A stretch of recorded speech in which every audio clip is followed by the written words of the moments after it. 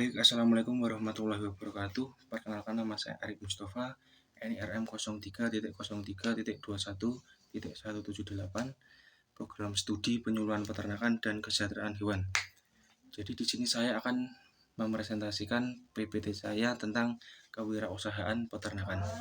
Baik, untuk yang berikutnya adalah pengertian dari bisnis model kanvas.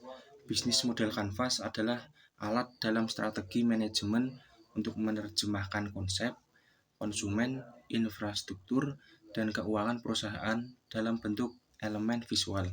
Konsep bisnis model kanvas mengandalkan gambaran ide, sehingga setiap orang memiliki pemahaman yang sama dan nyata tentang pelanggaran mereka, tentang pengeluaran, dan tentang cara kerja perusahaan, dan lain sebagainya.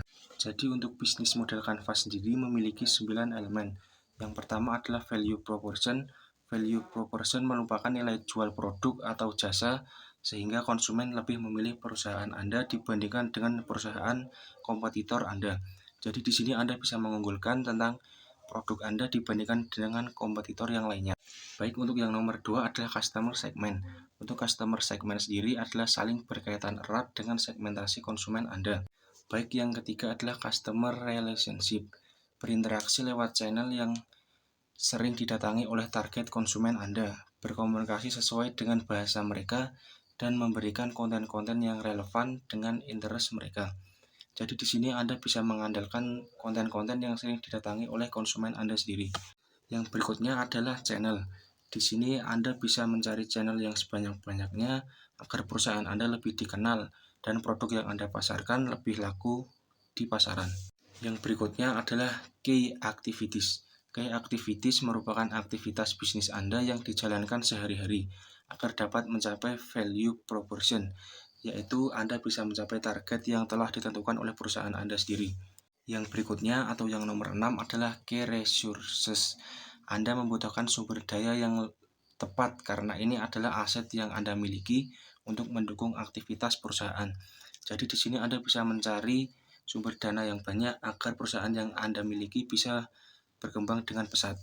Yang berikutnya atau yang nomor 7 adalah key partners. Dengan dijalankannya sebuah bisnis, tentunya Anda membutuhkan sebuah partner kerja yang mendukung perusahaan Anda. Jadi di sini Anda bisa mencari partner kerja yang cocok dengan Anda agar perusahaan yang Anda jalankan bisa berjalan dengan lancar dan perusahaan yang Anda miliki bisa menjadi perusahaan yang besar. Yang berikutnya atau yang nomor 8 adalah cost struktur. Cost struktur merupakan skema finansial yang membiayai operasional perusahaan, yaitu adalah biaya yang sangat dibutuhkan dalam menjalankan sebuah perusahaan. Yang nomor 9 atau elemen yang terakhir ada revenue stream. Revenue stream merupakan sumber pendapatan perusahaan dari berbagai sumber seperti penjualan, dividen, dan sebagainya. Jadi di sini Anda bisa mencari sumber pendapatan yang banyak agar perusahaan yang Anda miliki bisa berjalan lancar dan perusahaan yang Anda miliki ini bisa berkembang pesat dan produk yang Anda pasarkan bisa laku keras di pasaran. Baik, di sini saya akan menjelaskan tentang contoh bisnis model kanvas. Jadi di sini saya memilih produk yaitu susu kambing dan cara pemasarannya dengan cara penjualan susu kepada masyarakat. Saya memilih hal ini karena lebih efektif dibandingkan dengan cara secara online. Karena masyarakat di daerah saya masih jarang menggunakan media sosial dan lebih banyak melakukan jual beli menggunakan offline atau datang kepada masyarakat sekitar. Yang berikutnya adalah key partners. Di sini saya memilih partner yaitu pemasok pakan complete feed. Dan yang kedua adalah pemasok bahan kering.